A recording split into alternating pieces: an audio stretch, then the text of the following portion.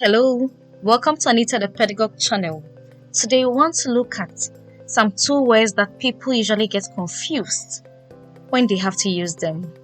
Affect versus effect. Let's dive in. Affect is a verb meaning to influence, and effect is a noun meaning results.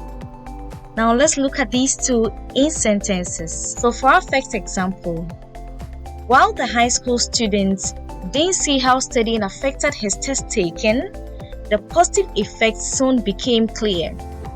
Affected here shows the influence studying had on his test taking, and then effect, which means the result, is the positive results that the student obtained. Let's look at the next example. The weather affected our travel plans. This means that the weather influenced our travel plans. Then we have the to be. The weather had an effect on our travel plans. It means that at the end of the day, the weather caused a change in their travel plans, and that is the effect.